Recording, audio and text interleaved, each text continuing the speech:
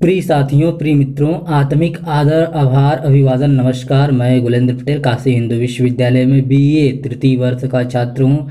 आज दिव्यांग एवं दृष्टिबाधित विद्यार्थी साथियों के लिए सूरदास को पढ़ने जा रहा हूँ। चलिए समझ लेते हुए सूरदास पर विस्तृत अध्ययन हम लोग करेंगे। सूरदास का अध्ययन और अनुशीलन यहाँ पर हम लोग करेंगे। ठीक, तो देख लीजिए कि इस वीडियो में हम लोग क्या क्या अध्ययन करने वाले हैं। हम लोगों का 14वां वीडियो है। अब तक हम लोगों ने भक्ति काल का विकास स्वरूप देखते हुए कबीर, मीरा, अंडाला तक अध्ययन कर लिया है। आज हम लोग सूरदास देखने जा रहे हैं। ठीक, इस इकाई का जो रूपरेखा है देख लीजिए कि इस वीडियो में हम लोग क्या क्या पढ़ने वाले हैं। तो सर्वप्रथम उद्देश्य देखेंगे, प्रस्तावना देखेंगे, युग परिवेश देखेंगे, जीवन परिचय तथा रचनाएं, भक्ति भावना एवं दार्शनिक विचारधारा, सूर का भावपक्ष देखेंगे, वात्सल्य रस उनका देखेंगे, श्रृंगार रस देखेंगे उनका वर्णन। ठीक,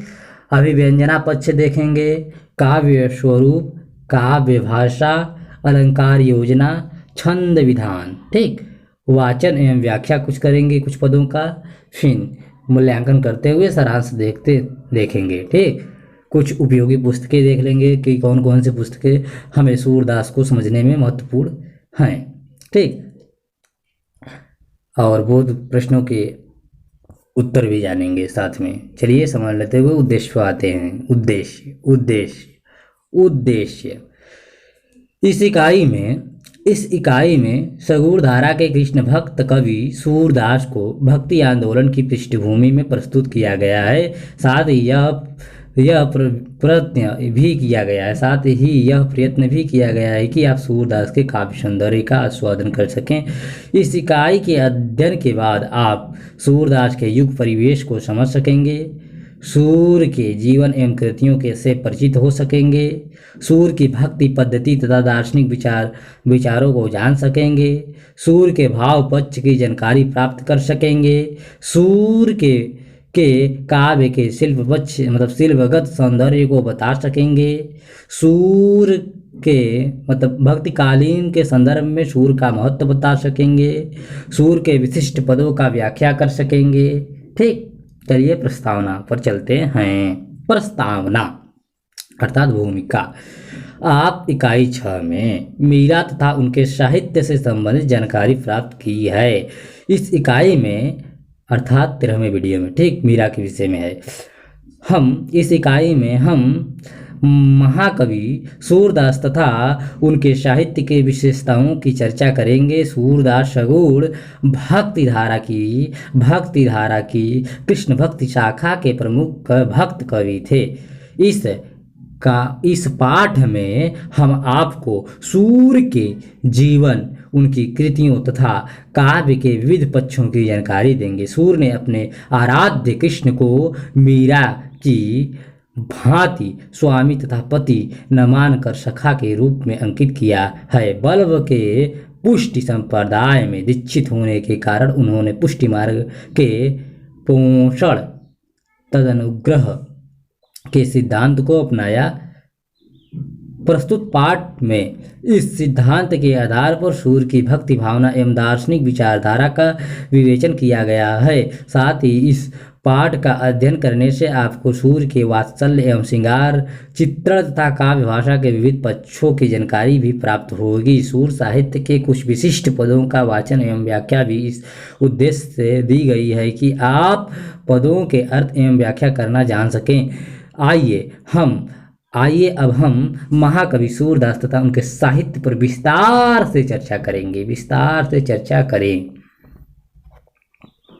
युग परिवेश सूर का साहित्य भक्ति आंदोलन की सांस्कृतिक उपलब्धि है। विभिन्न सिद्धांतों के सार रूपी अमृत ने उनके काव्य सागर को भर दिया है। ठीक, दक्षिण भारत की भक्ति धारा का मधुर प्रवाह उत्तरी भारत में नवजीवन उत्पन्न कर उठा। दक्षिण भारत के आचार्यों ने भक्ति आंदोलन को दिशा दृष्टि दी तथा 15वीं शताब्दी में यह प्रवाह ब्रज प्रदेश में तेज हो गया।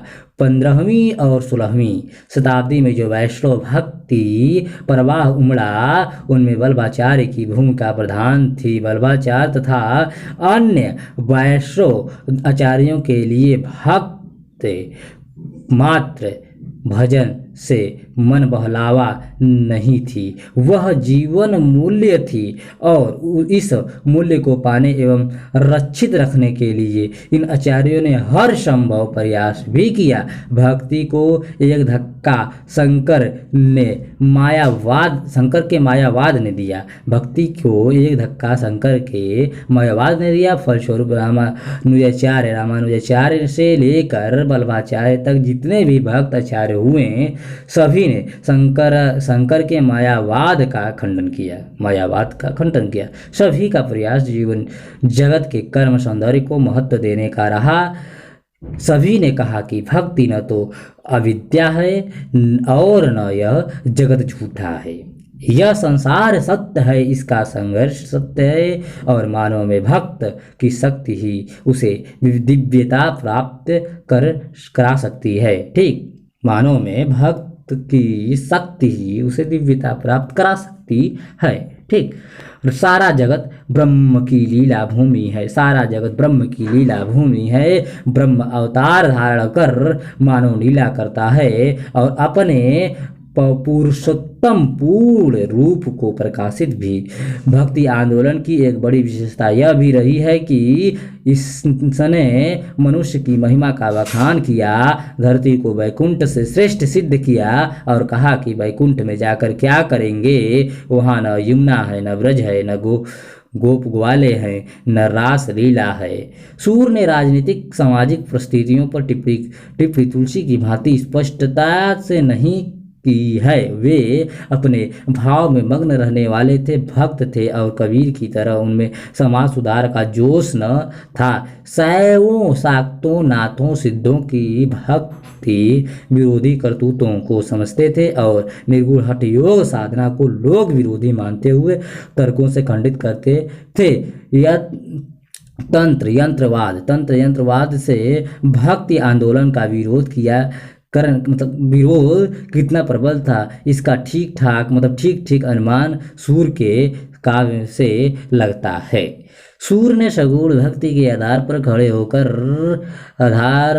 होकर हमारी पति गति कमल नयन तेजोग सिखैरो राड़े, हमारा रक्षक कृष्ण है। जोग का निराश वैधव्य हमें नहीं चाहिए। अपने समय के वैष्णव संप्रदायों तथा सूफियों के प्रेमवाद का प्रभाव सूर ने ग्रहण किया है। मतलब वैष्णव संप्रदाय तथा सूफियों के प्रेमवाद से सूरदास प्रभावित हैं। यह प्रेम सिद्धांत ही सूर के काव्य सृजन की प्रेरणा है। लोक भाषाओं का जागरण और उनकी महिमा से सूर की ब्रज भाषा हमारा साक्षात्कार कराती है। अकबर का दीन इलाही भक्ति की भावना तथा संत भावना में ढल जाता है। ललित कलाओं में संगीत कला की परंपरा का प्रवाह भी तेज हो जाता है और लोकगीतों का ग्राम्य सौंदर्य सूर की वाणी में चमक उठता है। सूर हिंदू इस्लाम धर्म की कट्टरता, झूठे धर्मशास्त्र से दूर रहकर मूलतः मानव प्रेम पर दृष्टि केंद्रित करते हैं। मानव का भाव परिष्कार ही उनके सृजन का उद्देश्य बन जाता है। संत साहित्य के सामाजिक आधार में किसानों व्यापारियों का भौतिक जीवन है। इसलिए सूर की भक्ति प्रेरणा के स्रोत भक्ति आंदोलन के लोक हितकारी स्वरूप में ही खोजना चाहिए। क्रूर सामंती ढांचा इस काल में कमजोर होता जाता है और जनता भक्ति में अपनी इच्छाओं का निकास खोजती दिखाई देती है। सूर का काव्य इस बात का प्रमाण है कि भक्ति आंदोलन हमारी ही सामाजिक सांस्कृतिक स्थितियों की रूढ़िवाद विरोधी अभिव्यक्ति है। इसमें बाहरी आक्रांताओं, तुर्कों, मराठों, अरबों का प्रत्यक्ष रूप से कोई साथ नहीं है। पंडित की सूरदास बार बार आलोचना करते हैं। जाहिर है सूर को शास्त्र का नहीं लोक चेतना का बल प्राप्त है। सूर के समय आगरा व्यापार का केंद्र था और अनेक प्रदेशों के व्यापारी यहाँ आते थे। इनकी भाषा के अनेक शब्द ब्रजी में खप गए और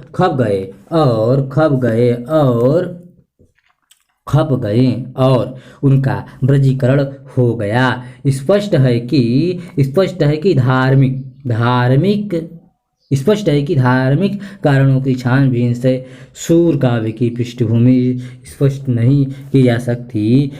उसके लिए हमें भारत के सामंती ढांचे वाले समाज का विश्लेषण भी करना होगा। यह विश्लेषण हमें बताता है कि लोक भाषा में काव्य सर्जन की प्रेरणा का कारण जन साधारण की बढ़ती हुई शक्ति है। सूर ने योग मार्ग तथा निराकार ब्रह्म का जोरदार शब्दों में खंडन किया है। सारांश यह है कि सूर काव्य की पृष्ठभूमि में जनता का प्रेम है तथा जनता की मधुर कोमल भावनाओं का प्रतिबिंब भी।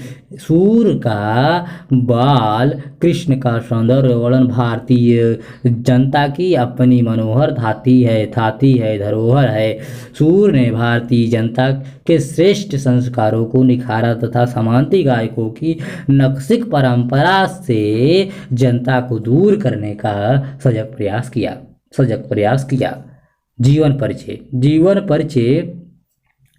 परिचय सूर के जीवन के संबंध में प्राप्त सामग्री के दो रूप हो सकते हैं, बाह्य साक्ष्य के रूप में तथा अंतः साक्ष्य के रूप में। बाह्य साक्ष्य के रूप में सूर के समसामयिक लेखों, वार्ता साहित्य, भक्तों का साहित्य तथा तत्कालीन इतिहास ग्रंथ आते हैं।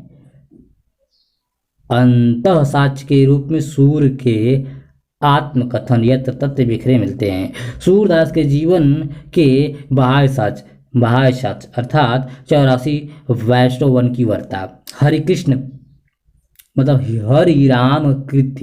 हरिराम कृति, भाव प्रकाश, बलभव, दिग्विजय, भक्तमाला, नाभादास गए, ठीक, भक्त नामावली, ध्रुवदास, आयने अकबरी, ठीक, मुंशियात अबुल फजल आते हैं, ठीक।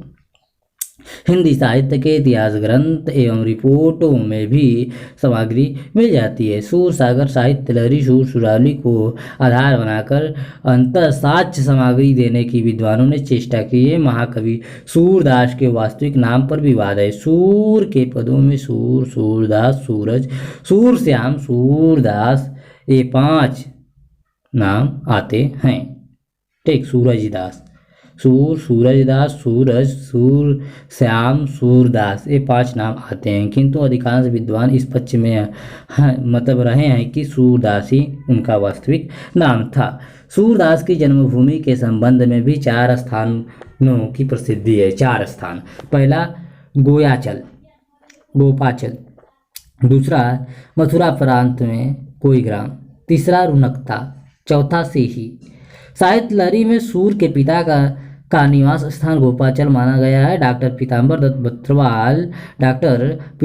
दत्त बत्तवाल गोपाचल को ही सूर की जन्मभूमि मानते हैं। पंडित आचार्य रामचंद्र शुक्ल ने सूर का जन्म स्थान रुनकता लिखा है जो सर्वमान्य है। रुनकता को जन्म स्थान मानने का कारण यह है कि सूर गोवाट घाट पर रहते थे, ठीक, गोपा घाट पर रहते थे। वार्ता साहित्य के अनुसार सूर का जन्म स्थान सीही ग्राम है, ठीक। वार्ता साहित्य के अनुसार यह ग्राम दिल्ली से 4 कोस की दूरी पर बताया गया है, किंतु अब इस ग्राम का कहीं अता पता नहीं है। फिर भी विश्वास किया जाता है कि यह ग्राम दिल्ली के आसपास रहा होगा जहाँ सूर जन्मे थे, ठीक। ऐसा वार्ता साहित्य का मानना है। पुष्टि मार्गी मान्यता के अनुसार सूरदास वल्लभाचार्य से केवल 10 दिन छोटे थे। पुष्टि मार्गी मान्यता के अनुसार सूरदास वल्लभाचार्य से केवल 10 दिन छोटे थे। आचार्य वल्लभ का जन्म 1478 अर्थात 1535 निश्चित है, तो सूरदास की जन्म तिथि भी 1478 है। सन 1535 सिद्ध होती है। इस तथ्य की पुष्टि सूर से संबंधित अन्य सामग्री से भी होती है। यद्यपि आचार्य रामचंद्र शुक्ल सूर का जन्म स्थान 1540 सम्मत मानते हैं, देहावसान 1620 के आसपास मानते हैं, अर्थात उनका पूर्ण जीवन काल 1482 से लेकर 1573 ईस्वी तक मानते हैं आचार्य रामचंद्र शुक्ल। सूरदास की जाति तथा वंश पर भी विवाद है, जाति तथा वंश पर भी विवाद है।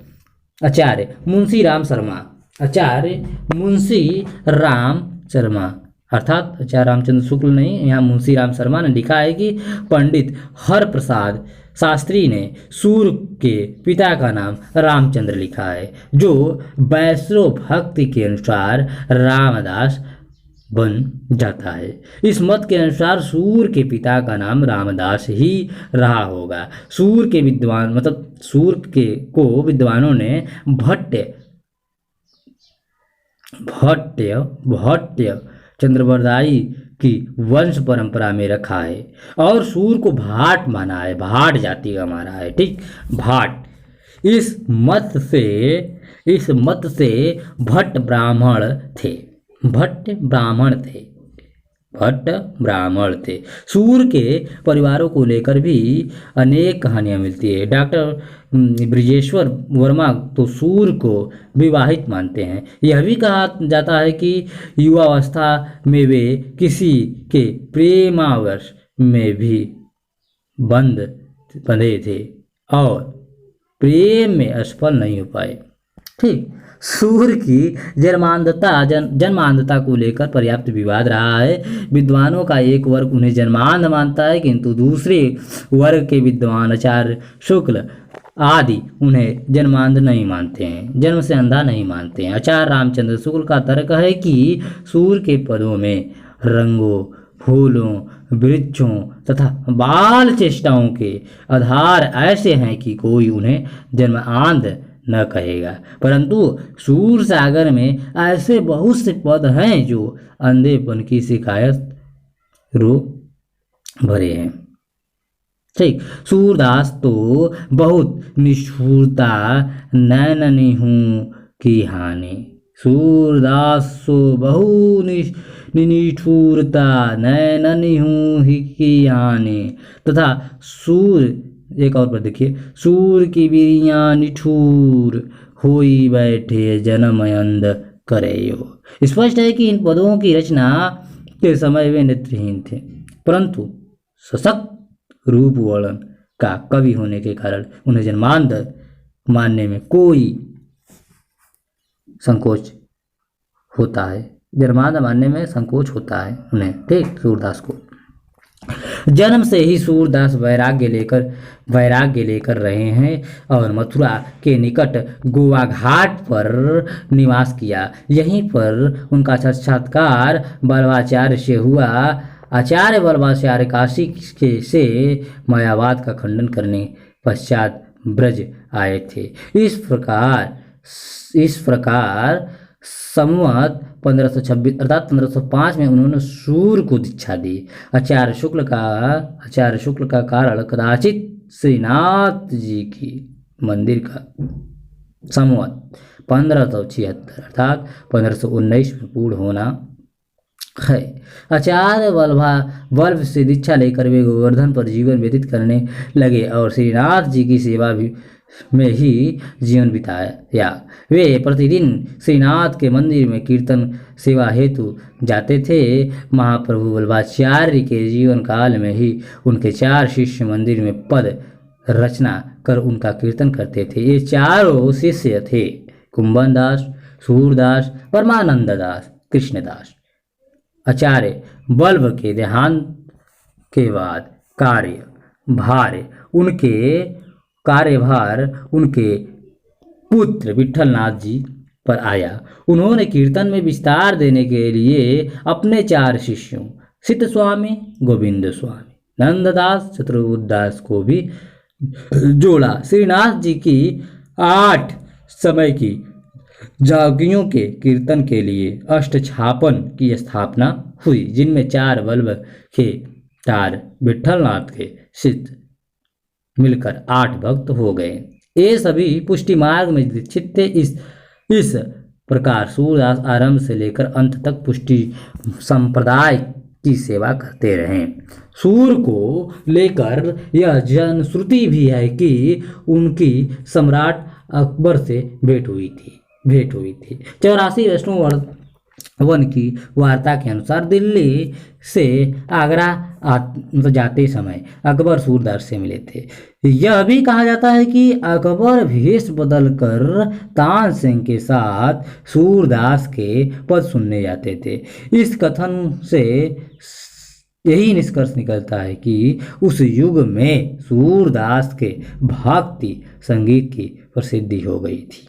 ठीक, सूर का स्वर्गवास कब हुआ निश्चित रूप से कहा नहीं जा सकता। आचार्य रामचंद्र शुक्ल ने उनकी आयु 80 से 82 वर्ष तक मानी है। मृत्यु संवत 1620 अर्थात 1573 में, किंतु विवाद के कारण यह मत सभी को मान नहीं है। सूर का देहावसान परसौली में संवत 1640 अर्थात 1583 के लगभग मानना ही समीचीन है। परसौली में, ठीक, पारसौली में। ठीक, रचनाएं सूरदास की देख लीजिए। रचना सूरदास के जीवन वृत्त के समान ही उनकी रचनाओं की प्रामाणिकता के संबंध में भी मतभेद हैं। काशी नागरिक प्रचारडी की खोज रिपोर्ट, इतिहास ग्रंथ तथा विभिन्न पुस्तकालयों से प्राप्त कृतियों के आधार पर ये 25 ग्रंथ सूरकृत बताए जाते हैं। पहला जो ग्रंथ है सूर सुरावली, सूर सागर, ठीक, दूसरा सूर सागर, तीसरा साहित्य लहरी, चौथा गोवर्धन लीला, पांचवा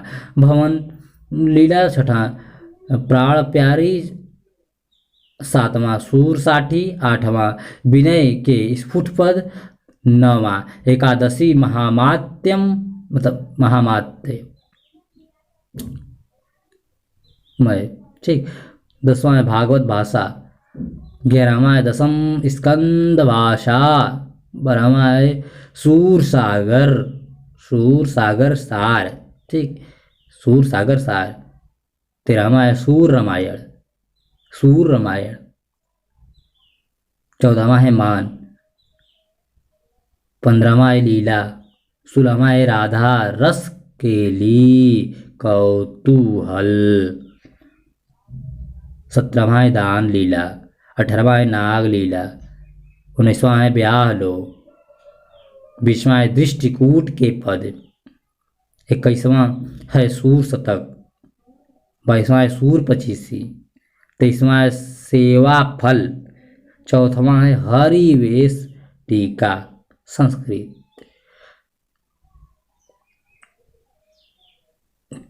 25वां है नल दमयंती तथा रामजन्य। ठीक, इसमें से कुछ कृतियों में तो सूर सागर के ही पद दिए गए हैं तथा कुछ केवल लय एवं गीत के कारण ही सूर के कृतियों के रूप में मान्य हो गए हैं। ठीक, मान्य हो गए। आधुनिक विद्वानों ने छानबीन के आधार पर सूर की 3 रचनाओं को प्रमाणिक माना है। ये हैं सूर सुरावली, सूर सारावली, सूर सागर, साहित्य लहरी। ठीक, अब हम इन तीनों रचनाओं के विषय में थोड़ा थोड़ा चर्चा करते हुए आगे बढ़ेंगे। ठीक, सूर सारावली।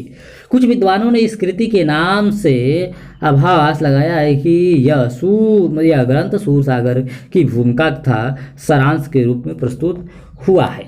वस्तुतः यह न तो सूर सागर की भूमिका है न सारांश है। इसमें कुल 1007 पद हैं। संपूर्ण ग्रंथ में होली के खेल का रूपक है। बसंत से लेकर होली तक के ब्रज उल्लास को यह रचना प्रस्तुत करती है। होली के रूप में सृष्टि की उत्पत्ति का वर्णन है। यह सृष्टि वर्णन पुराणों तथा श्रीमद् भागवत के आधार पर किया गया है। यहाँ ऐसे ही पद हैं जिनमें नारायण की नाभि से कमल और कमल से ब्रह्मा के उत्पन्न होने का उल्लेख है। बीच बीच में ध्रुव, हिरण्यकश्यप तथा प्रहलाद आदि की कथा भी आती है। इस कृति का रचना काल संवत 1602 मान्य है। यह मतलब मूलतः यह एक स्वतंत्र सैद्धांतिक रचना है। ठीक। सूरसागर, सूरसागर, सूरसागर यह ग्रंथ ही सूरदास की प्रमाणिक कृति के रूप में मान्य है। यह ग्रंथ ही सूरदास की प्रमाणिक कृति के रूप में मान्य है। सूरसागर के 12 स्कंदों में 1.25 लाख पद होने के कारण लोक प्रसिद्ध है, परंतु अभी तक विद्वानों को 10,000 पद ही प्राप्त हो सके हैं। सूरसागर भागवत के अनुसरण पर रचा गया है। इस बात की पुष्टि सूर रहयो भागवत अनुसार से होती है, किंतु सूरसागर भागवत का भाषानुवाद मात्र नहीं है। इस कृति में भागवत की कथाओं का वर्णनात्मक रूप नहीं मिलता। वस्तुतः सूरसागर कृष्ण के कार्यों की अनुपम लीलाओं का गीत सागर है। ठीक। अर्चना भागवत का दृष्टिकोण अध्यात्म परक है, सूरदास का लीला परक। अतः सूरसागर सूर की मौलिक सृजनात्मक उपलब्धि है। साहित्य लहरी यह ग्रंथ सूरदास के दृष्टिकूट पदों का संग्रह है। इसमें रस अलंकार एवं नायिका भेद की शैली अपनाई गई है। इस कृति में 118 पद हैं। कितने? 118 पद हैं। विद्वानों के लिए यह विचारणीय विषय रहा है कि यह एक स्वतंत्र कृति है या सूरसागर में आए दृष्टिकूट के पदों का संकलन मात्र। सूरसागर में दृष्टिकूट शैली के कुछ पद अवश्य हैं, पर साहित्य लहरी के पदों से उनका गहरा साम्य है। ऐसा प्रतीत होता है कि यह दृष्टिकूट पदों के स्वतंत्र कृति है। ठीक। इस कृति में नायिका के मध्या, स्वकीया, अज्ञात यौना, धीरा, आविसारिका आदि अनेक रूपों का वर्णन है। श्रृंगार, हास्य, रौद्र, वीर, अद्भुत, भयानक, विभत्स तथा शांत रस का मधुर, सुंदर एवं अलंकारों का स्वाभाविक प्रयोग भी है। ठीक। अब मैं आपसे एक प्रश्न कर रहा हूं, कृपया कमेंट बॉक्स में बताएं। सूरदास का जन्म निम्नलिखित में से किस स्थान पर हुआ था? पहला मथुरा, दूसरा सीही, तीसरा अनुरक्ता, चौथा बल्लभगढ़। भक्ति भावना सूर की भक्ति भावना के सर्वप्रथम दर्शन इनके विनय के पदों में होते हैं। इन विनय के पदों से पता चलता है कि वल्लभाचार्य से दीक्षा प्राप्त करने के पूर्व का यह भक्ति रूप है, जिसमें वे अन्य भक्त पद्धतियों से प्रभावित हैं। फलतः कुछ पद हठ योग एवं शैव साधना से प्रभावित है और कुछ पद निर्गुण भक्ति धारा से। इन पदों में वेद शास्त्र की निंदा, ज्ञान एवं वैराग्य की महिमा, सतगुरु की कृपा, जाति पाति का खंडन एवं मूर्ति पूजा का विरोध वाला संत भाव प्रबल है। वे यहाँ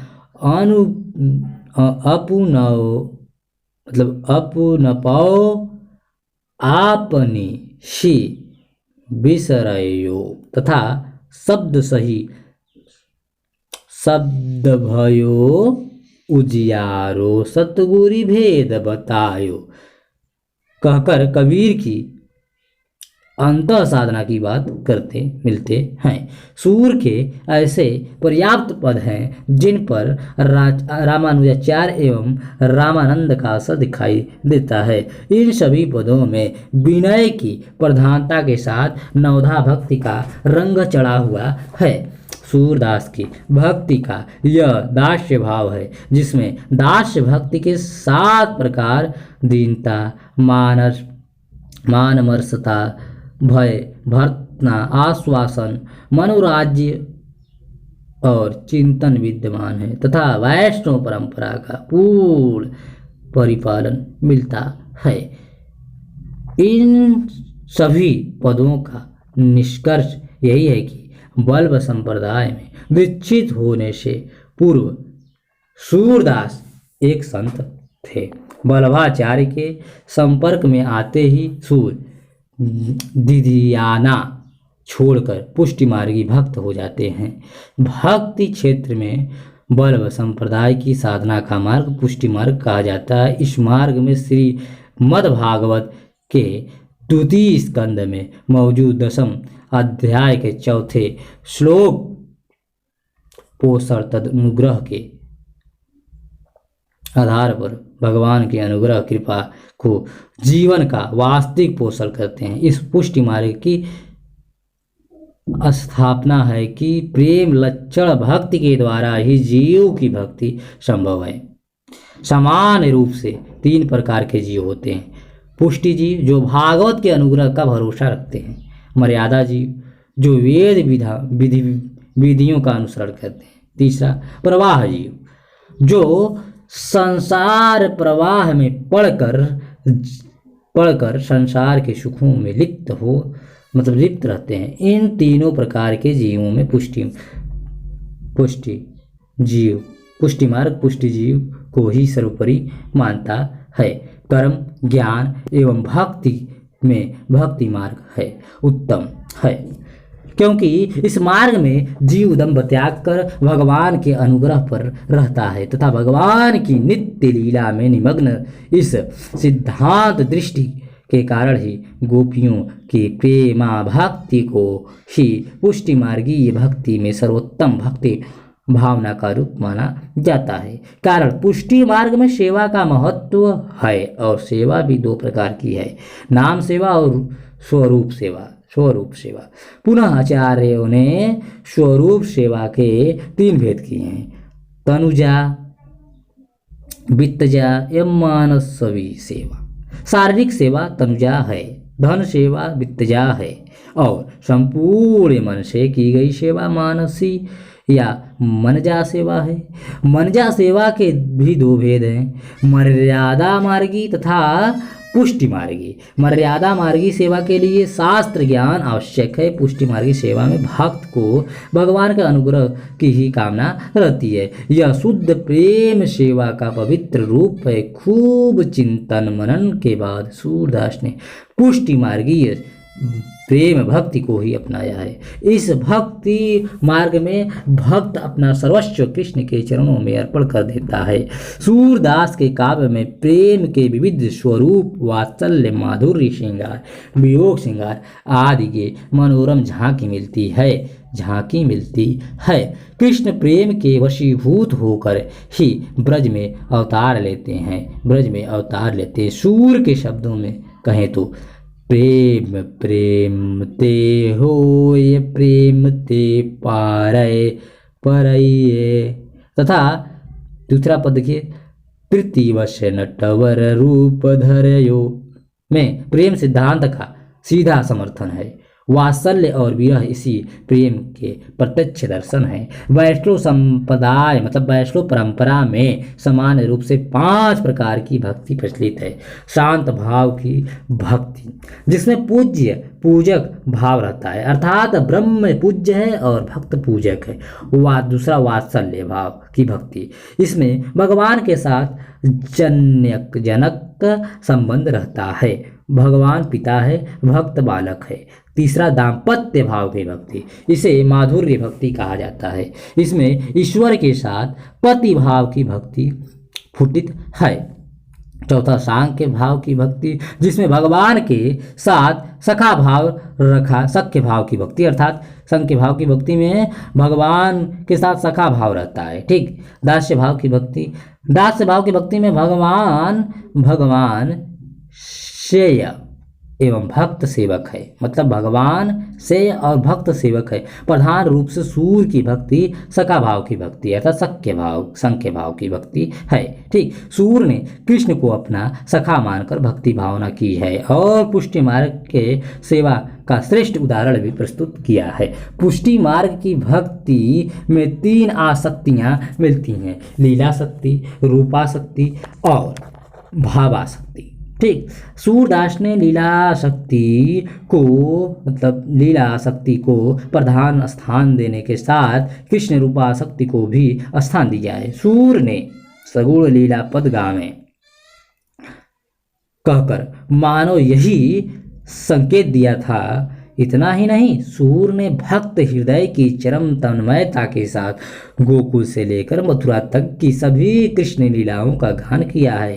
कहना न होगा कि सूर की भक्ति भावना में सखा भाव की भक्ति को प्रधानता मिलने पर भी यशोदानंद का वात्सल्य भाव, ब्रज मंडल का प्रेमा भाव, राधा गोपियों का मधुर्य भाव और दाम्पत्य भाव की सरस और सहज अभिव्यक्ति हुई है। सूर के अनुसार इस माया से भ्रमित संसार को राह दिखाने वाला एकमात्र मार्ग हरि भक्ति है। यह भक्ति मार्ग जाति पाति की शुद्ध परिधि से ऊपर है। इसमें सभी को स्थान है। सूर के विनय पद और तुलसी की विनय पत्रिका में दैन्य भाव की प्रकाष्ठा है। दोनों ही कवि संसार की असारता दिखाकर भक्ति मार्ग का प्रतिपादन करते हैं। सूर के प्रभु के सामने ऊंच नीच नहीं है, सभी बराबर हैं। सूर कहते हैं कि जाति पाति को पूछत नाही श्रीपति के दरबार।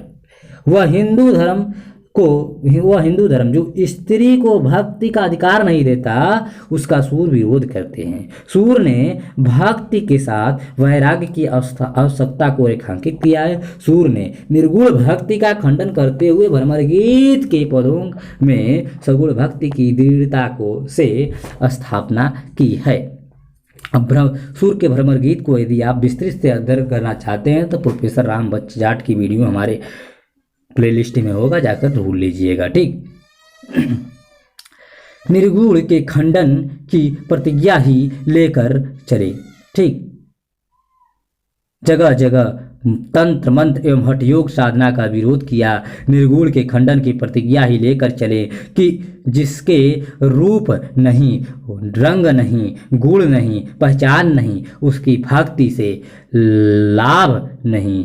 भारी विचार मंथन के बाद वे सगुण लीलावतारी की भक्ति का सिद्धांत सामने लाते हैं। रूप रेख गुण जाति जुगति बिनु निरालंब मन चक्र सा धावे, सब विधि अगम विचार है ताते सूर सगुण पद लीला पद गावे। ठीक, सगुण ब्रह्म की लीलाओं का पदों में गान ही सूर की भक्ति का साध्य और साधन दोनों है। गोपियों को प्रेमा भक्ति का आदर्श मानकर सूर ने निर्गुण पंथ का खंडन किया। सूर की गोपियां उद्धव से कहती हैं कि सगुण के राजमार्ग पर निर्गुण के कांटे बिछाने का अर्थ क्या है। वे कहते हैं, सूर काहे को रोकत मार्ग सूदो, सुनहु मधुप निर्गुण कंटक ते राजमार्ग क्यों रूधो। ठीक, आगे दूसरे पद में कहते हैं कि निर्गुण कवन देश को आशी। ठीक, इसी प्रकार वे मधुकर हरि समुझाए सहो, दय बूझत साचन हासी। ठीक, तीसरे पद में कहते हैं, तीसरे पद में रहु रे मधुकर मध्यु मतवारे, काहे करहूँ निर्गुण लय के चिरजीवहु श्याम हमारे। निर्गुण और योग मार्ग को खंडित करने के न जाने कितने ढंग सूरदास को मालूम थे। उन जैसी वचन वक्रता का उस काल में कोई दूसरा कवि नहीं है। ठीक, ध्यान देने की बात है कि तुलसीदास की उपासना शैव अर्थात सेवक भाव की है, सूरदास की सखा भाव की। भक्तों में यह समान मान्यता रही है कि सूरदास श्री कृष्ण के सखा उद्धव के अवतार थे। सूर ने वात्सल्य और श्रृंगार को चुना है तथा इन दोनों विषयों का वे कोना कोना झांकाए थे। आचार्य रामचंद्र सूर का यह मत सही है कि वात्सल्य और श्रृंगार का जितना अधिक उद्घाटन सूर ने किया उतना किसी अन्य कवि ने नहीं। वे इन दोनों ही क्षेत्रों में अद्वितीय हैं, पर तुलसीदास की तुलना में सूर पर सांप्रदायिक छाप अधिक है। वे अष्टछाप में जाहिर तौर पर थे। उन्होंने अन्य उपासनाओं के अनुसार कृष्ण या हरि को छोड़कर, मतलब हरि को छोड़ और देवताओं की स्तुति नहीं की है। ग्रंथों में भी प्रथमानुसार गणेश या सरस्वती को याद नहीं किया, पर तुलसी जी की वंदना कितनी विस्तृत है यह रामचरितमानस और विनय पत्रिका के पढ़ने वाले मात्र जानते हैं। उनमें लोक संग्रह का भाव पूरा पूरा था। उनकी दृष्टि लोक विस्तृत थी। भ्रमर गीत सार पृष्ठ संख्या 37। जाहिर है कि तुलसीदास की तुलना में सूरदास में लोक संग्रह और लोक मंगल का भाव न था, जबकि मानव जीवन को सफल बनाने के लिए एक मूल्य रूप में सूर भक्ति को तुलसी की भांति महत्व देते हैं। ज्ञान मार्ग की कठोरता और भक्ति मार्ग की सहजता सरसता के लिए सूर ने भ्रमर गीत के पदों में ज्ञान दम्भी उद्धव का पर्व भक्ति शक्ति की प्रतीक गोपियों के द्वारा खंडित कराया है। कृष्ण ने गोपियों के पास उद्धव को भेजा ही इसलिए था कि वे भक्ति मार्ग के प्रेम शक्ति की गूढ़ता मधुरता और तन्मयता को देखकर शिक्षा ग्रहण करें और सगूढ़ भक्ति मार्ग की सरसता और सुगमता के सामने उनका ज्ञान गर्व दूर हो। गोपियाँ कहती हैं यही अंतर मधुकर एक आयो, भ्रमर के ब्याज से उद्धव को खरी खोटी सुनाती हैं। इसी से इस प्रसंग का नाम भ्रमर गीत पड़ा। काला भ्रमर काले उदक खूब समानता रही। गोपियाँ कहती हैं कि इसे कुब्जा ने लिखा पढ़ाकर भेजा है। यह गोपियों का कृष्ण प्रेम और उद्धव के प्रति वचन वक्तता का एक दस्तावेज भी भ्रमर गीत बन गया है। सूर काव्य में भ्रमर गीत भक्ति मार्ग की चरम तन्मयता और विग्धता का श्रेष्ठ रूप है। ध्यान रहे कि सूर ज्ञान विरोधी नहीं है, भक्ति विरोधी ज्ञान के विरोधी हैं, जो मानव को दम्भी बनाता है। गोपियाँ प्रेम या भक्ति की सगुण ब्रह्म कला के सामने निर्गुण को तिनका तथा सगुण को सुमेरु पर्वत कहती हैं, सुमेरु कहती हैं। ठीक, देखिए कहती हैं गोपियाँ, सूरदास करवाते हैं गोपियों से, सुनी है कथा कवन निर्गुण की, रची रची बात बनावत, सगुण सुमेरु प्रकट देखियत, तुम त्रिन की ओर दुरावत। इस दृष्टि से यही कहना उचित है कि ज्ञानी की कोरी वचनावली और योग की थोथी साधनावली का खंडन करते हुए सूर ने सगुण भक्ति का रसमय मार्ग निकाला है। इस भक्ति मार्ग ने लोक चित्त के निराशा को उखाड़ फेंका और जीवन जीने की नई चाह पैदा की। उद्धव के योग एवं ज्ञान का जो प्रतिकार गोपियों ने सूर सागर में किया, उनमें सूर की पूरी भक्ति मार्ग साधना और योजना दिखाई दे जाती है। श्रीमद् भागवत की कथा ही सूर ने ली है, पर उसका विधान अपने ढंग से किया है। इसी में भक्ति मार्ग के विशाल सरल एवं सरस रूप को प्रस्तुत किया है। भगवान की भक्त वात्सल्यता का वर्णन सूर का प्रिय विषय है। सूर कहते रहे हैं कि भक्तों के लिए भगवान पैदल दौड़े आते हैं। भक्ति महिमा का बखान करते हुए सूर के कथन का सार यही है कि हरि भक्ति सर्वस्व है। नवधा भक्ति ही प्रेमारूपा भक्ति का साधन है। श्रवण स्मरण कीर्तन में नाम महिमा का प्रतिपादन है। को न तरयो हरि नाम लिए। ठीक, लीला कीर्तन के लिए उनका मत है। जो यह लीला सुनावे, सो हरि भक्ति पाई सुख पावे। पाद सेवन वंदना और अर्चन पुष्टि मार्ग की सेवा के अंग हैं। यथा जो सुख होत गोपाल ही गाए, वह सुख वैकुंठ में नाही है। ठीक, यह धरती वैकुंठ से श्रेष्ठ है।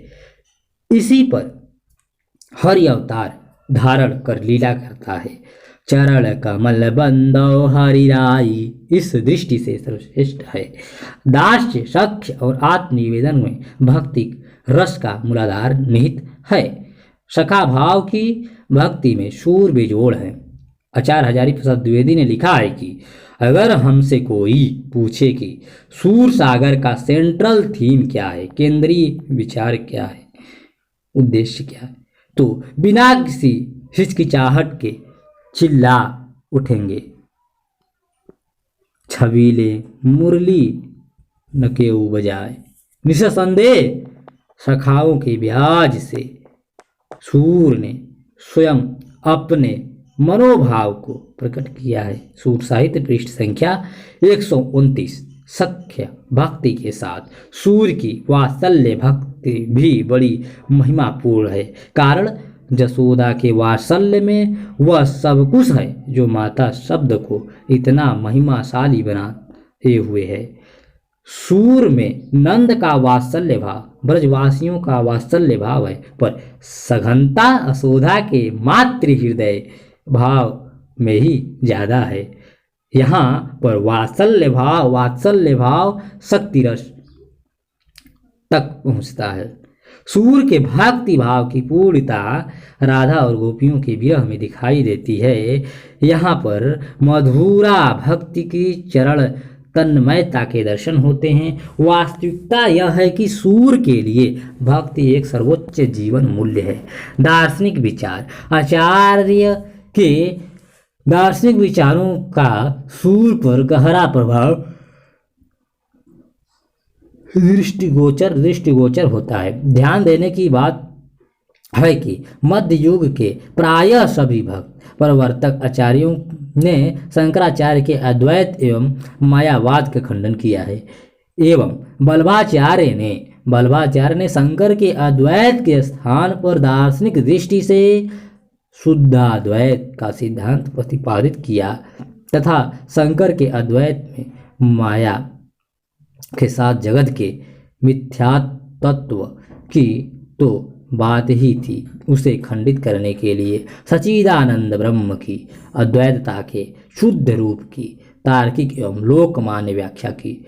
बल्ब ने कहा कि सत्य, चित्त और आनंद स्वरूप ब्रह्म अपनी इच्छा अनुसार इन तीनों रूपों का अभिभाव एवं तिरोभाव करता है। जड़ जगत भी ब्रह्म है, पर अपने चित्त एवं आनंद रूपों का तिरोभाव सत्य रूप का व्यवहार करता किए रहता है। चेतन जगत ही ब्रह्म है, इसी में सत्य, चित्त और आनंद का तिरोभाव एवं आविर्भाव चलता रहता है। इस दृष्टि से आचार्य बल्लभ ने जगत को मिथ्या नहीं माना और माया को ब्रह्म की ही शक्ति स्वीकार किया है। बल्ब से प्रेरित प्रभावित सूरदास ने कृष्ण को सगुण लीलावतार, पुरुषोत्तम, पूर्ण पुरुष, अंतर्यामी, अविनाशी एवं घटवासी माना है। इसी पूर्ण अवतार कृष्ण की ज्योति जगत में व्याप्त है।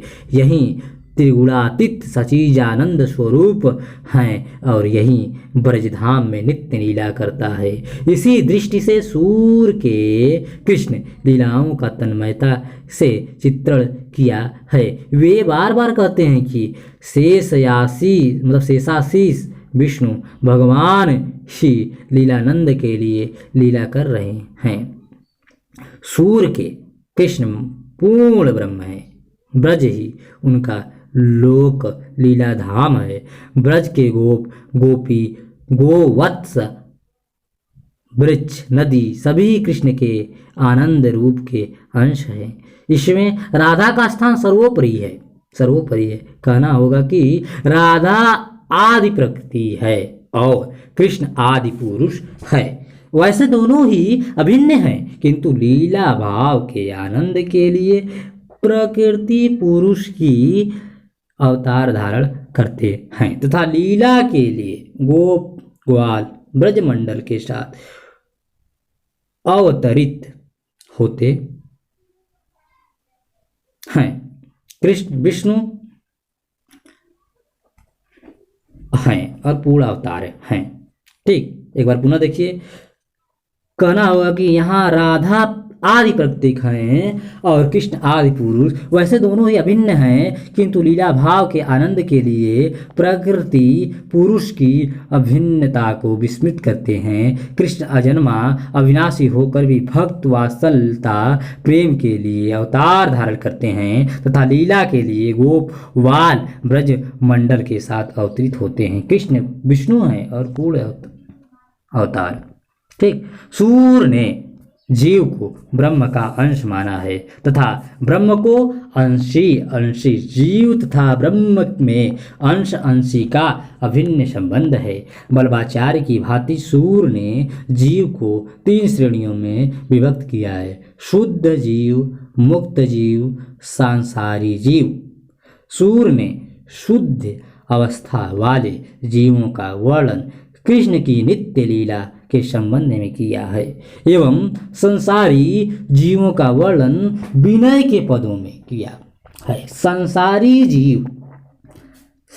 जीव विषयाशक्ति के कारण संसार के दुर्गति भोगते हैं। जीव की दुर्गति का कारण है माया। सूर ने माया वधु नेक हट काओ गाया तथा माधाज मन माया वश कीनो का वर्णन अनेक पदों में किया है। ध्यान में यह है कि अविद्या माया ही नाश का कारण है। वल्लभाचार्य की भांति सूर ने जगत और संसार को अलग अलग माना है। उनके अनुसार जगत नित्य है, संसार असत्य है, भ्रामक एवं अनित्य है। संसार जगत ईश्वर की इच्छा से सत्य अंश का विस्तार है। संसार अविद्या के कारण नश्वर है। सृष्टि का सत्य प्रवाह जगत है और ज्ञान के उदय से अविद्या माया का नाश होता है। जगत तो ब्रह्म ही है और अभेद रूप से उसी में स्थित है। जगत ईश्वर कृत है और संसार जीवकृत। सूर ने संसार की उपमा पानी के बुलबुले के सेमल फूल से दी है। पानी के बुलबुले सेमल फूल से दी है। संसार के सभी रिश्ते पुत्र पति पत्नी आदि के झूठे हैं। ठीक, ये सब झूठे हैं और अविद्या माया ही इस दुर्गति को कराती है। दार्शनिक निरूपण में श्री कृष्ण मुरली और गोपियाँ क्रमशः ब्रह्म माया, श्री कृष्ण ब्रह्म हैं, मुरली माया और जीव के प्रति गोपियाँ हैं। ठीक, माया के 2 रूप, विद्या माया है और अविद्या माया। ठीक, विद्या माया अविद्या माया। विद्या माया ज्ञान रूप है और जीव को ब्रह्म से मिलाने का कार्य करती है। श्री कृष्ण की मुरली यही विद्या माया है। अविद्या माया जीव एवं ब्रह्म के बीच सांसारिक विकृतियों की भ्रांति उत्पन्न करती है। सूर ने इस अविद्या माया को माधव जू मेरी एक यह गाय कहकर प्रस्तुत किया है। ठीक, पुष्टि मार्ग की सिद्धांत दृष्टि से सूर ने सालोक्य, सामीप्य, सारूप्य एवं सायुज्य नामक 4 प्रकार की भक्ति और मुक्ति का वर्णन किया है। श्री कृष्ण के लीला धाम में स्थान पा जाना ही सालोक्य सुक्ति है। सारूप्य मुक्ति है। क्या है भाई? उनके चरणों का सानिध्य सामीप्य मुक्ति है। कृष्ण के साथ उन्हों के समान आचरण करना सारूप्य मुक्ति है तथा ब्रह्म के साथ पूर्ण रूप से एकाकार हो जाना सायुज्य मुक्ति है। इन सभी में सूर ने सायुज्य मुक्ति पर ही अपने को केंद्रित किया है। सायुज्य मुक्ति के 2 रूप हैं, संसार के दुखों से मुक्ति तथा नित्य सुख की प्राप्ति। पर दोनों ही अवस्थाओं में जीव ब्रह्म अंश नहीं बनता, केवल लय सायुज्य की अवस्था में ही जीव ब्रह्म का अंग बन जाता है। लय सायुज्य मुक्ति का वर्णन सूर ने भक्ति तथा श्रृंगार के अंतर्गत किया है। फलतः सूर के ब्रह्मगीत एवं रस लीला वर्णन में लयात्मक सायुज्य के सीधे दर्शन होते हैं। संक्षेप में सूर ने ब्रह्म जीव जगत माया मुक्ति का निरूपण पुष्टि मार्ग के अनुसार किया है। भगवान की सेवा भजन से ही जीव मायाजन्य संसार के प्रपंच से छूटकर ब्रह्म का अनुग्रह प्राप्त करता है या कर सका है। ठीक, ब्रह्म की लीला सृष्टि में निमग्न जीव ही लयात्मक सायुज्य का अनुभव एवं प्राप्ति कर सका है। कहना न होगा कि सूर की दार्शनिकता में भी भक्ति भावना ही प्राधान्य है। कारण सूर भक्त कवि हैं, दार्शनिक आचार्य नहीं। फलतः उनकी भक्ति में तन्मयता ही रस आनंद है, शक्ति है। ठीक, सूर का भाव पक्ष, सूर का भाव पक्ष, सूर का भाव पक्ष। भक्ति आंदोलन की सगुण कृष्ण भक्ति धारा का लोक प्रवाह सूरदास के भाव विधान का सौंदर्य वास्तव में सूर का समस्त काव्य राधा कृष्ण की लीला रस से आप्लावित है। सूर ने आनंद रूप ब्रह्म को ब्रज वृंदावन में नित्य लीला रत देखा है। नंद गोपाल कृष्ण ही उनके आराध्य देव हैं एवं उन्हीं के वर्णन में सूर की तन्मयता और रागात्मकता मतलब रसात्मकता के दर्शन भक्ति रस में होते हैं। सूर काव्य में वात्सल्य रस और श्रृंगार दोनों ही इसी भक्ति रस में पूर्णता पाते हैं। भाव भूमि वर कृष्ण राधा ब्रज वंशी लता विपट आदि सूर की अपूर्व सृष्टि है। राधा की रूप माधुरी को कृष्ण निहारते रह जाते हैं और कृष्ण की रूप माधुरी को भक्त हृदय सूर।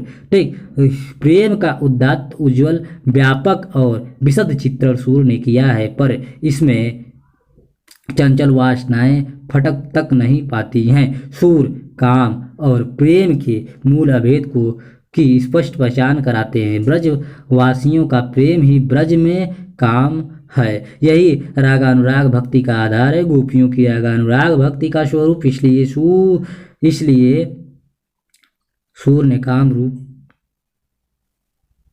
रूपा रखा है। प्रभुदास भाव, सखा भाव, पिता पुत्र भाव, दाम्पत्य भाव, इस तरह के चार संबंध ही रागात्मिकता भक्ति कहलाती है। प्रेम की इसी अवस्था में सूर का भक्त हृदय राग निर्झरों में फूट पड़ा है। प्रेम से ही रस या गोपाल को पाया जा सकता है। संसार की निराश पीड़ा भटकाव से बचा जा सकता है। सूर के काव्य में कृष्ण पूर्ण अवतार या पूर्वावतार ब्रह्म है और गद्धा उनकी मतलब राधा उनकी आह्लादनी शक्ति है। राधा मिलनी है, ब्रज रानी है, श्रृंगार उनका दास है। वे विरह में अति मलिन हो जाती हैं। ठीक, फलतः सूर के राधा कृष्ण भाव भूमि पर हीन लोक से परे हैं। अपूर्व अनुपम राधा प्रक्रिया नायिका नहीं है। कृष्ण के राधा उनका विवाह हुआ है, कृष्ण के साथ उनका विवाह हुआ है। राधा ही यह प्रेम सागर है जिसमें गहराई एवं चंचलता नहीं है। विरह में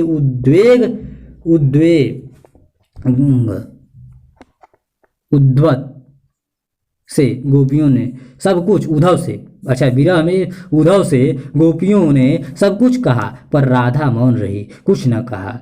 कुरुक्षेत्र में मिलने पर भी यह राधा नयन नीर भर आए कि अथाह वेदना ही झेलती रही और फिर राधा माधव भेंट भई के अवसर पर दोनों तन्मय हो गए। राधा माधव बन गई और माधव राधा। हिंदी किसी भी कवि ने राधा कृष्ण का इस पूर्णता के साथ वर्णन नहीं किया है। श्रृंगार का रस राजत्व भी यहीं कहीं पूर्ण हुआ है, तो सूर के काव्य में ही उन अनेक भाव रसों का सूर सागर अनोखा सागर है। ठीक, वात्सल्य वर्णन। वात्सल्य वर्णन, वात्सल्य का मूलाधार पुत्र विषयक रति या प्रेम ही है। वह प्रेम पुत्र पुत्री आदि अपने से छोटे व्यक्ति के प्रति वात्सल्य भाव के रूप में दिखाई देता है।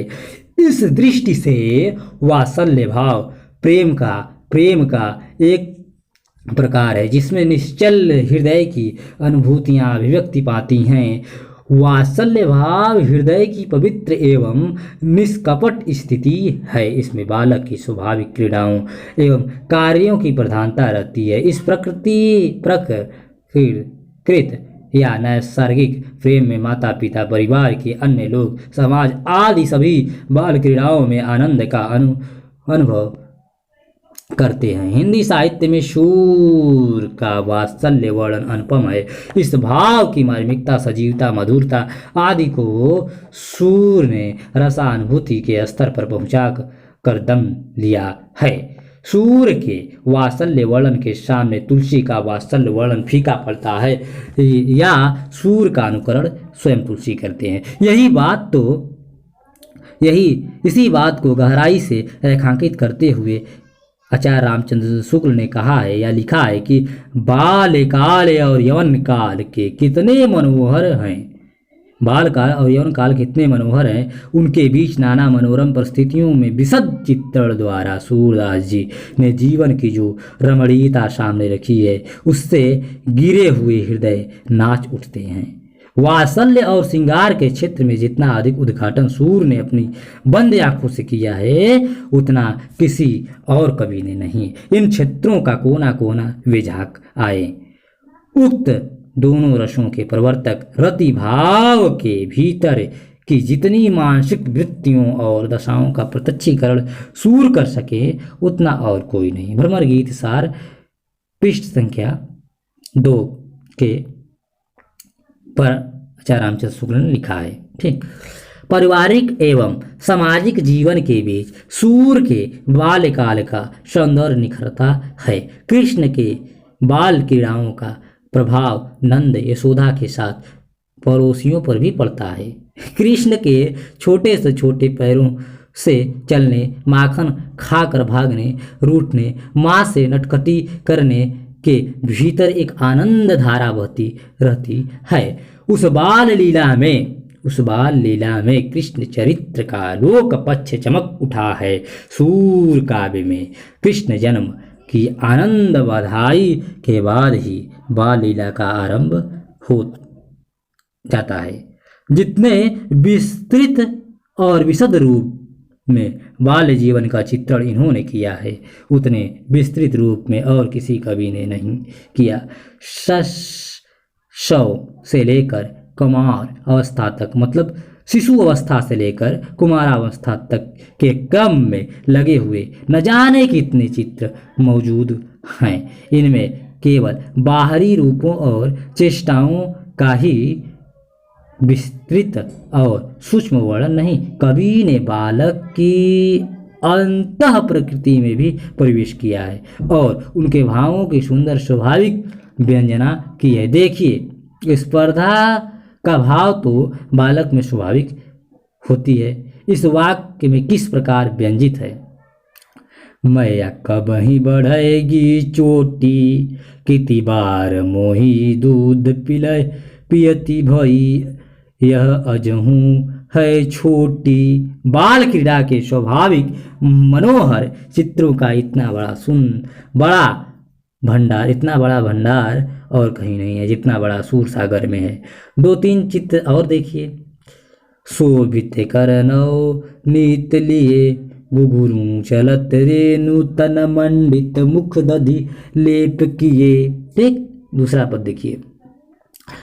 सिखवत चलत जसोधा मैया, अरबराय करी पानी गहावत, डगमगाय धरनी धरया धर पया पया जसोदा हरिपाल ने झुलावत। ठीक, इस वात्सल्य रस में बाल कृष्ण अवलंबन है और यशोदा नंद आश्रय। कृष्ण की बाल्य चेष्टाएं अनुभव के अंतर्गत आती हैं और अवलंबन चेष्टाएं उद्दीपन के भीतर हैं। बाल लीला के आगे गोचारण लीला है। गोचारण लीला है, वृंदावन में गोपियों के साथ क्रीड़ा है। यही बाल क्रीड़ा यवन क्रीड़ा में बदलकर नया रूप ले लेती है। मात्र हृदय के प्रेम में सूर का मन रमता है। आचार्य हजारी प्रसाद द्विवेदी ने लिखा है कि यशोदा के बहाने सूर ने मात्र हृदय का ऐसा स्वाभाविक सरल हृदय ग्राही चित्त खींचा है कि आश्चर्य होता है। सूर साहित्य पृष्ठ संख्या 129 पर आप लोग देख सकते हैं। आश्चर्य इसलिए होता है कि इन चित्रों में माँ का सामूहिक बिंब है, विविधता है, रमणीयता है और स्वाभाविकता है। ठीक, सूर का वात्सल्य वर्णन दो भागों में विभक्त मिलता है। पहला वात्सल्य का संयोग पक्ष, दूसरा वात्सल्य का वियोग पक्ष। बाल वर्णन का संयोग पक्ष काफी विशद एवं गंभीर है। इनके 5 भाग हैं। पहला बालक की वेशभूषा का वर्णन, दूसरा बालक चेष्टाओं क्रीड़ाओं का चित्रण, तीसरा बालकों की अंतः प्रकृति का ज्ञान, चौथा बालकों के संस्कारों उत्सवों का चित्रण, पांचवा गोदोहन गोचारण लीलाओं का सहज वर्णन। इसी भांति वात्सल्य वियोग के मोटे रूप में 3 पक्ष हैं। कृष्ण का मथुरा गमन, मथुरा से नंद का अकेला आना, कृष्ण का मथुरा निवास। सूर के संयोग वात्सल्य का हम यहाँ उदाहरण के साथ संक्षिप्त विवेचन कर रहे हैं। चलिए, वात्सल्य का संयोग पक्ष, यह पक्ष कृष्ण की रूप माधुरी दिव्यता साक्षात्कारता मतलब साक्षात्कार कराता है। देखिए, किलकत कान्हर घुट रूवनी आवत, सखी नंदन नंदन देखो, हरिजू की बाल छवि कहो बरनी, सकल सुख की सीख कोटि मनोज सभा हरित। ठीक, कृष्ण की इस छवि के सामने सैकड़ों कामदेव लज्जित हैं। कोई इस छवि सागर की था नहीं पाता है। बाल चेष्टाओं क्रीड़ाओं का वर्णन सूर की काव्य की मानो मुग्धकारी भावभूमि है। कृष्ण घुटनों के बल आंगन में चल रहे हैं, कभी पैर का अंगूठा पी रहे हैं, कभी दर्पण में छवि देखकर किलकारी भर रहे हैं। सूर ने लिखा है, किलकत कान घुट रूवनियावत, मणिमय कनक नंद के आंगन बिंब पकड़ी बे धावत। कभी अपनी परछाई को पकड़ने के लिए दौड़ रहे हैं। ठीक, घुटनों के बेल दौड़ रहे हैं। कर पग गही अंगूठा मुख पेलत, हरि पढ़ौर पालने अकेले, हरखी अपने रंग खेलत। ठीक, इस प्रकार इस तरह के पदों में बाल क्रीड़ाओं की अनेक छवियां मिलती हैं।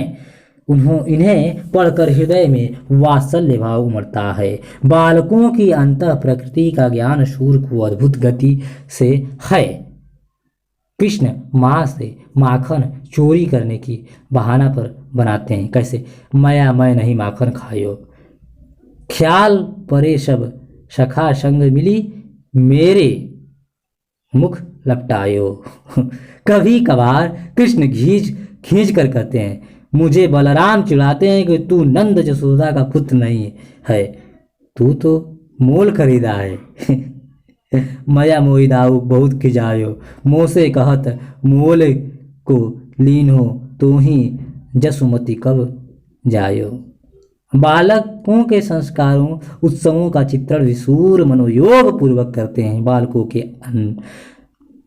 अनन प्रकाशन, कन छेदन संस्कारों का चित्रण वात्सल्य भाव की शोभा है। देखिए, अजुकान करी है अनप्रासन, अरिमेल, दूसरी पद, अरिमेल लालन की आजू बरस गांठी, शबे सखी को बुलाई मंगल गान कराओ। गोदोहन एवं गोचारण लीलाओं का वर्णन सूर ने जगह जगह किया है। कृष्ण का गोदोहन के लिए रुटना, गाय दूहना, प्यारी पर धार छोड़ना, गाय चराने जाना, वन में राक्षसों का वध, दावानल पान करना आदि मनोहर चित्र है। देखिए कहते हैं, तनक तनक मोही दोहिनी दय देरी मैया, मैया हो गाय चरावन जय हाँ। ठीक, सूर का संयोग वात्सल्य भाव जब वियोग वास्तव में बदलता है तब हृदय की तड़प के स्वाभाविक चित्र मिलते हैं। कृष्ण के मथुरा गमन पर यशोदा के हृदय से सूर अपना हृदय मिला देते हैं। यहाँ वात्सल्य का सागर उमड़ पड़ता है। यशोदा बार बार यूं भाखें, है कोई ब्रज में हितु हमारो चलत गोपाल ही राखे। ठीक, कृष्ण को कोई रोक नहीं पाता है। जो यशोदा जमीन पर गिर बेहोश हो जाती हैं, यह सुन गिरी धरी झुकी माता, उसी स्थिति का चित्र है। कृष्ण को जब मथुरा में अकेला छोड़कर नंद लौट आते हैं तब तो यशोदा पागल सी दिखाई देती है। यशोदा कान कान कहे बूझे, फूटी न को गई तुम्हारी चारों कैसे मार्ग सूझे। कृष्ण के मथुरा वास करने पर तो माता के साथ गोपी ग्वाल ब्रज सभी गोकुल व्याकुल हो उठते हैं। गोकुलवासी यशोदा संदेश भेजती, संदेशो देव की शो कहियो, हाँ तो उधाय तिहारे सूद की दया करत ही रहियो। इस प्रकार वात्सल्य का बड़ा ही मर्म स्पर्शी चित्रण सूर ने खींचा है। बाल मनोविज्ञान के पाखी सूर ने बाल क्रीड़ाओं चेष्टाओं के साथ मातृ हृदय का मनोरम चित्र किया है। वात्सल्य भाव को वात्सल्य रस की कोटि तक तो सूर पहुँचाते ही है, उसे वात्सल्य भाव की भक्ति तन्मयता से भी जोड़ देते हैं। मूलतः इस वात्सल्य भाव में वात्सल्य भक्ति के दर्शन होते हैं। इस वात्सल्य वर्णन के 3 गुण बहुत प्रभावित करते हैं: तन्मयता, बालक की अंतः प्रकृति का ज्ञान तथा बाल्य जीवन की उमंग भरी छवियाँ। ठीक, श्रृंगार, सूर का श्रृंगार वर्णन। श्रृंगार रस की व्यापकता एवं विविध अंतर दशाओं के कारण ही इसे रसराज कहते हैं। सूर के काव्य में श्रृंगार के संयोग का वियोग वर्णन, दोनों संयोग एवं वियोग दोनों पक्षों तथा विप्लव श्रृंगार के अंतर्गत वियोग की दशाओं का वर्णन मिलता है। सूर का प्रिय विषय प्रेम है। वात्सल्य वर्णन में माता पुत्र पिता पुत्र, श्रृंगार वर्णन में प्रिय प्रिया गोप गोपियों एवं राधा कृष्ण के प्रेम का अंकन कवि ने किया है। कृष्ण का अप्रतिम सौंदर्य प्रेम की उत्पत्ति में पूरा योगदान देता है। कृष्ण तथा गोपियों के का साथ बालपन से ही है। गोपियां बालपन के प्रेम को कैसे त्याग सकती हैं? लड़काई का प्रेम कहो अली कैसे छूटे। ठीक, वृंदावन में कृष्ण गोपियों एवं राधा की प्रेम क्रीड़ा संयोग पक्ष के अंतर्गत आती है। यहाँ कृष्ण आलंबन है। कृष्ण के जन्म के समय से ही गोपियां उनके निकट रही हैं, अतः उनका बाल प्रेम धीरे धीरे यवन प्रेम में परिणित हुआ है।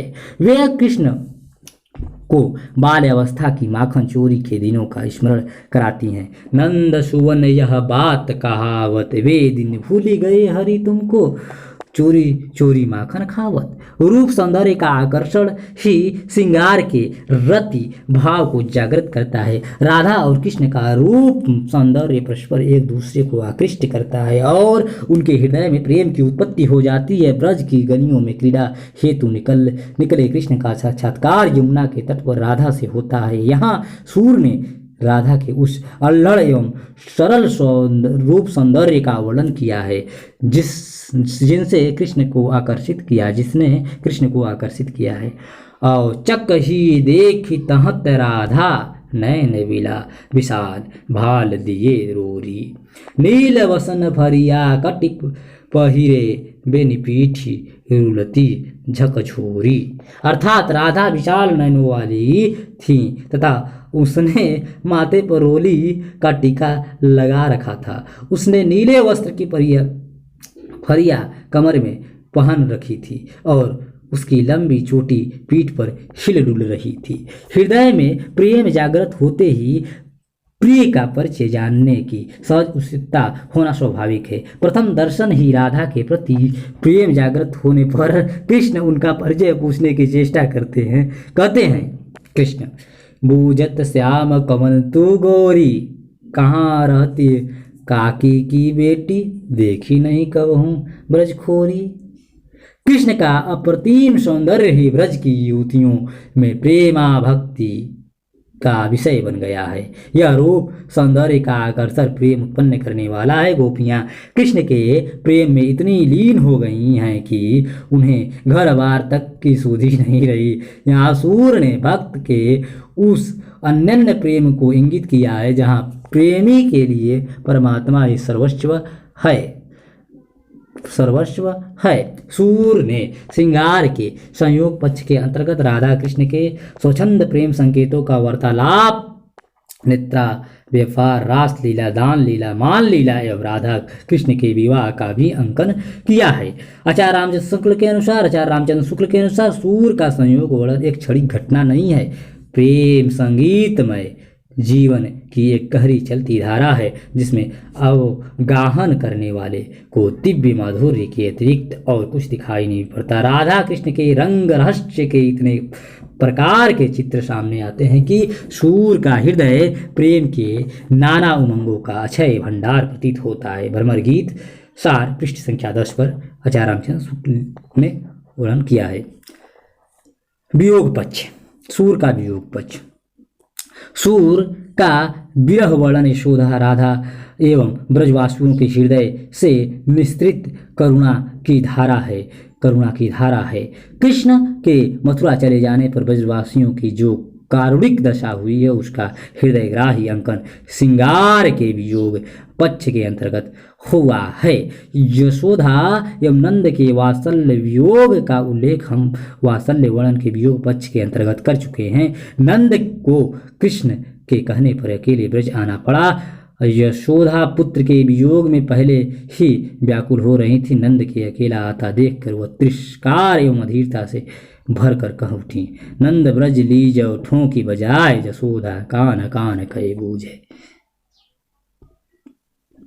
कि अब इस ब्रज में मेरा कोई नहीं रह गया, तुम ही अपने ब्रज को अच्छी तरह संभालो। कहना न होगा कि मातृ हृदय की इस प्रेम धारा का प्रबल प्रवाह सूर में अद्भुत गति से दृष्टिगत होता है। यहाँ साहित्य में श्रृंगार के वियोग पक्ष को अधिक महत्व दिया गया है क्योंकि संयोग में प्रेम का ठंडापन रहता, किंतु वियोग की उष्मा में उसके हृदय के भावों का प्रसार समस्त विश्व में हो जाता है। विरह को समस्त संसार विरह में व्याकुल हुआ होता प्रतीत होता है। ठीक, विरही को समस्त संसार विरह में व्याकुल होता प्रतीत होता है। श्रृंगार को राज रसत्व प्रदान करने वाला तत्व वियोगी है क्योंकि इसमें संयोग जन्य सुख के सदृश उथलापन नहीं रहता है, अपितु अनुभूति की गहनता रहती है। डॉक्टर हरिवंश लाल शर्मा, सूर और उनका साहित्य, पृष्ठ संख्या 493 पर। सूर ने गोपियों के विरह के माध्यम से विरही के मन की व्याकुलता तथा प्रिय मिलन की लालसा का स्वाभाविक चित्रण किया है। सूर की गोपियां इतनी विरह व्याकुल हो उठती हैं कि उन्हें समस्त प्रकृति में अपने दुख का प्रसार दिखाई देता है। कृष्ण के मथुरा चले जाने पर विरह की ज्वाला में जल कर यमुना की श्याम वर्णी हो जाती है, यमुना भी श्याम वर्णी हो जाती है। जाहिर है कि सूर का विरह वर्णन मानव एवं प्रकृति दोनों में समान भाव से व्याप्त मिलता है। लिखते हैं सूरदास, लखियत कालिंदी अतिकारी, अहो पथक ठीक कही उन हरिशौ, भई विरह जुकारी। गोपियों को मधुबन का हरा भरापन भा नहीं रहा है। जब कृष्ण की क्रीड़ाओं की सहचरी यमुना विरह विग्धा हो रही है तब कृष्ण की अनेक लीलाओं का साक्षी मधुबन क्यों नहीं खड़ा जल कर भस्म हो जाता। देखिए, मधुबन तू कहत रह हेरे। मधुबन तुम रहत हरे कह रहत हरे, विरह वियोग श्याम सुंदर के ठाड़े क्यों न जरे। गोपियों की विरह व्याकुल दशा का अंकन भ्रमर गीत में हुआ है। प्रेम मतलब सूर सागर में भ्रमर गीत एक महत्वपूर्ण अंश है। कृष्ण के मथुरा गमन तथा ब्रज लौटने पर ब्रजवासियों की दशा कृष्ण के वियोग में अत्यंत कारुणिक हो गई है। कृष्ण ने ज्ञान योग के अहंकार में चूर अपने मित्र उद्धव को ब्रजवासियों को ज्ञान का मार्ग समझाने के लिए ब्रज भेजा। उद्धव ने ब्रज पहुंचकर वहां के निवासियों को कृष्ण का संदेश दिया तथा गोपियों को निर्गुण ब्रह्म की आराधना करने की सलाह दी। भ्रमर गीत में गोपियों ने भ्रमर के ब्याज से उद्धव को उपालंब दिए हैं। ठीक, उपालंब दिए हैं। गोपियां उद्धव से स्पष्ट कर देती हैं कि उनका मन तो कृष्ण के साथ चला गया है, अब वे किस मन से निर्गुण की आराधना करें। उद्धव मन नहीं 10-20 एक फूतो सो गयो श्याम संग को आराधय ईश। गोपियों के प्रेम भाव की गंभीरता आगे चलकर उद्धव का ज्ञान गर्व चूर करती हुई दिखाई पड़ती है। भ्रमर गीत सार पृष्ठ संख्या 5। गोपियां उद्धव के से संदेश भेजती हैं कि हम मीन एवं चातक की भांति हो गए हैं। कृष्ण के दर्शनों के जल से ही हमारा जीव बच सकता है। देखिए कहते हैं सूरदास, लत रहती मीन चातक ज्यों जल बीनु, तृषा न छीजय अखियां हरि दर्शन की भूखी। ठीक, अखियां हरि दर्शन की भूखी। ठीक, विरह की ज्ञान दशाओं का उल्लेख आचार्यों ने किया है। ये दशाएं अभिलाषा, चिंता, स्मरण, गुण कथन, उद्वेग, प्रलाप, उन्माद, व्याधि, जड़ता, मूर्छा और मरण है। प्रिय से मिलने की अभिलाषा गोपियों ने प्रकट की है। उद्धव श्याम मोहि यहाँ लय आवा। गोपियों को प्रिय से मिलने की आशा है। चिंता से उनका हृदय फटा जा रहा है। इकटक मग जो मित अरुरोहित भलहिं पलक न लगी। उनमें अतीत की बातों की स्मृति तड़प पैदा करती है तथा कृष्ण की लीला सौंदर्य में मग्न वे कहती हैं, उद्धव वै सुख अभय कहाँ, छन छन नयन निरखती, जो मुख फिरी मन जात तहाँ। अपने प्रिय के गुणों का कथन गोपियां अपने हृदय को क्षणिक सुख देती हैं। इतने में धन गरजी दृष्टि करी, भानु भी जो मोह भई जुड़ाई। उद्वेग के अंतर्गत गोपियों की विरह में उद्वेग की अवस्था का दर्शन है। तुम्हारी प्रीति की धो तरवारी, दृष्टिधार होती जो पहिले घायल सब ब्रज नारी। एक शक्ति है।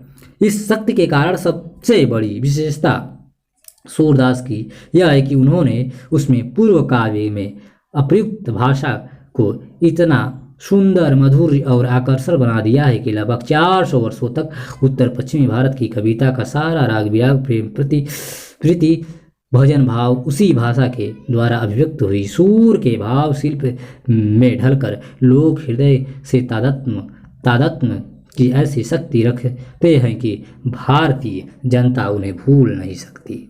काव्य रूप अभिव्यंजना शिल्प का सर्वाधिक व्यापक उपकरण है। काव्य रूप मूलतः यह संपूर्ण काव्य शिल्प का परिधान है, क्योंकि पूरा काव्य कौशल इसी के भीतर या इसी पर निर्भर रहता है। काव्य रूप का महत्व यह है कि वह रचना पद्धति के साथ रचना दृष्टि का भी संकेत देता है। फिर भी कोई काव्य रूप रचना की भांति जरूरत से पैदा होता है। सूरदास ने मुक्तक पद परंपरा की गेय शैली को अपनाया है। वे तुलसीदास के रामचरितमानस की प्रबंध परंपरा के स्वभाव के कवि नहीं है। श्रीमद् भागवत की कथा को वे क्रमबद्ध रूप में नहीं करते। मन की तरंग में आकर वे मौज से संगीतात्मक पद रचते हैं। इस दृष्टि से वे जयदेव चंडीदास विद्यापति की पद परंपरा में आते हैं। जयदेव चंडीदास विद्यापति की पद परंपरा में आते हैं। आचार्य रामचंद्र शुक्ल ने लिखा है कि जयदेव की देववाणी की स्निग्ध पीयूष धारा जो काल की कठोरता में दब गई थी, अवकाश पाते ही लोक भाषा की सरसता में पाणित होकर मिथिला के अमराइयों में विद्यापति के कोकिल कंठ से प्रकट हुई। आगे चलकर ब्रज के करील कुंजों के बीच फैले मुरझाए मनों को सींचने लगी। आचार्यों की छाप लगी हुई आठ वीणाएं कृष्ण की प्रेम लीला का कीर्तन करने उठी। उनमें सबसे ऊंची सुरीली और मधुर झंकार अंधे कवि सूरदास की वाणी की थी। ये भक्त कवि सगुण उपासना का रास्ता साफ करने लगे। ठीक, भ्रमर गीतसार पृष्ठ संख्या 2 पर।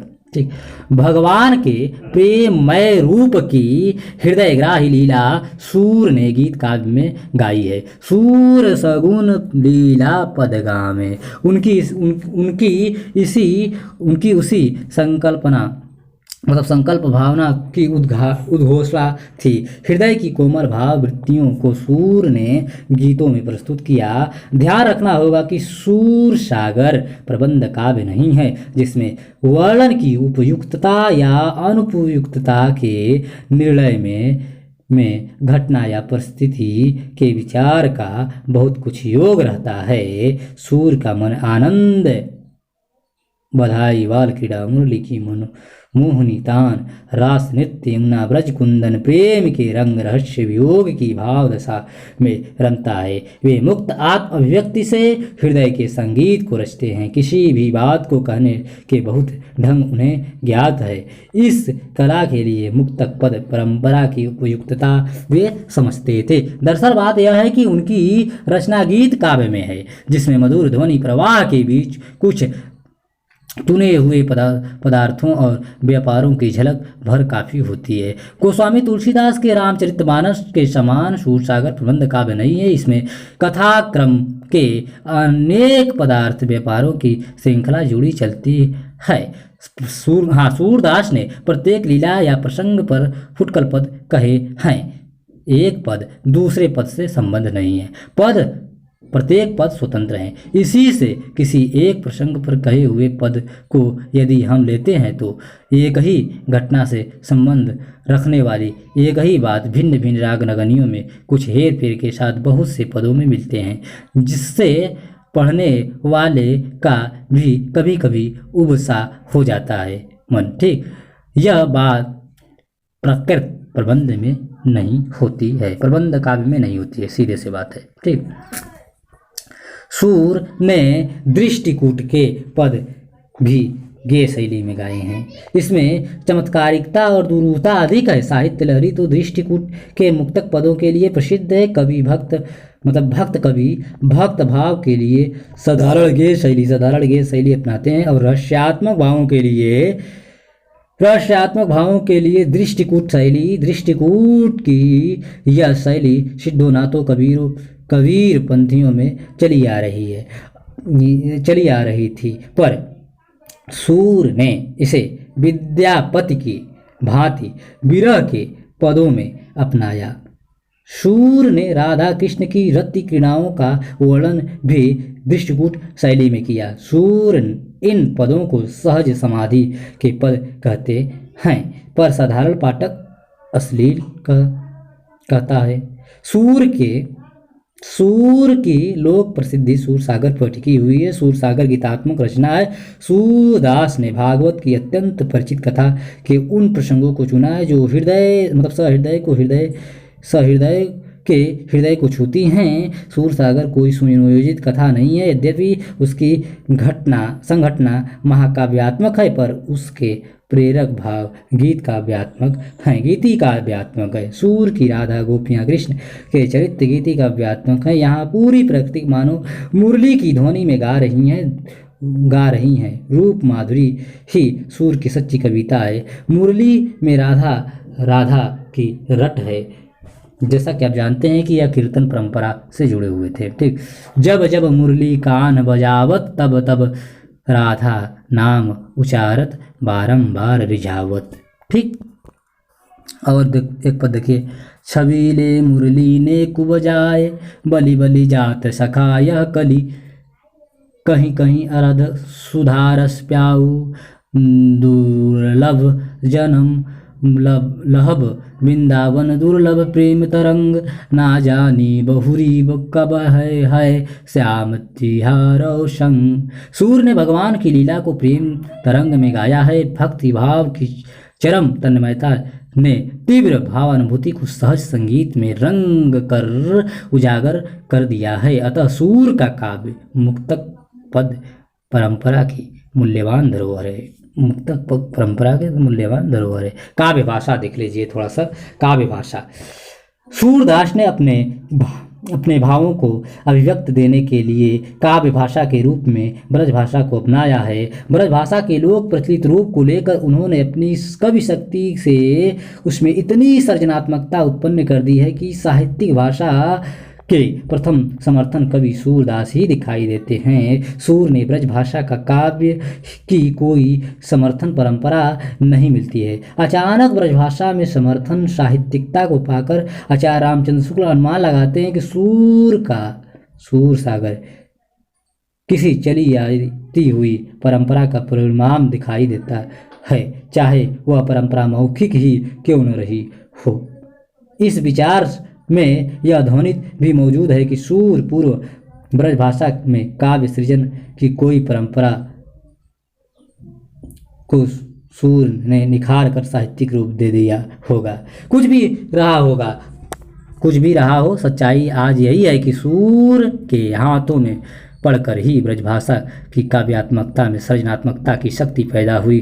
भावानुकूल शब्द चयन, शब्द संगीत महिमा, शब्द भाव चित्र की सजीवता, वचन वक्रोक्ति की निराली कला को देखकर यही कहना पड़ता है कि सूर ने ही ब्रजभाषा को साहित्यिकता प्रदान की है। सूर केवल ब्रजभाषा के प्रति ही पूरी तरह समर्पित हैं। वे तुलसी की भांति ब्रज और अवधि दोनों पर अधिकार नहीं रखते, इसलिए तुलसी की तुलना में उनका भाषा ज्ञान क्षेत्र सीमित ही कहा जाएगा, किंतु ब्रजभाषा पर सूर का पूरा अधिकार है। वे इस भाषा के संगीतात्मकता को हर संभव तरीके से खींचकर कविता में लाते। कहना होगा कि ब्रज प्रदेश की बोली की संभावनाओं को वे एक साथ अपने कवि कर्म में उजागर कर देते हैं। आचार्य रामचंद्र शुक्ल का यह कथन महत्वपूर्ण है।